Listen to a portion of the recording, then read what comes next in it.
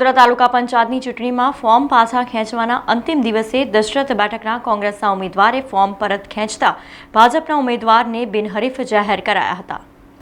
વડોદરા તાલુકા પંચાયતની દશરથ એક નંદેસરી અને કોયલી એક બેઠકની પેટા ચૂંટણી યોજાઈ રહી છે, ત્યારે આજે ફોર્મ પાછા ખેંચવાના અંતિમ દિવસે દશરથ બેઠકના કોંગ્રેસના ઉમેદવાર વશરામ રબારીએ ફોર્મ પાછું ખેંચતા ભારતીય જનતા પાર્ટીના દશરથ બેઠકના ઉમેદવાર સુનિલ પ્રજાપતિ બિનહરીફ વિજેતા થશે, જેથી હવે નંદેસરી અને કોયલી બેઠક પર ભાજપ અને કોંગ્રેસના ઉમેદવારો વચ્ચે ચૂંટણીનો જંગ જામવાનો છે।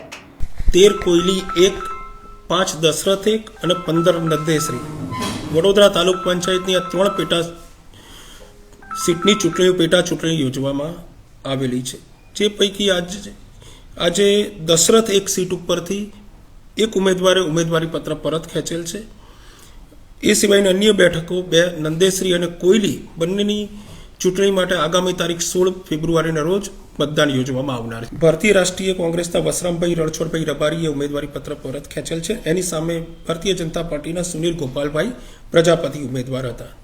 સમાચારોના સતત અપડેટ માટે TNN ન્યૂઝને YouTube પર સબસ્ક્રાઇબ કરી બેલ આઇકોન પ્રેસ કરો અને અમારી સાથે જોડાયેલા રહો Facebook, Instagram અને Twitter ઉપર।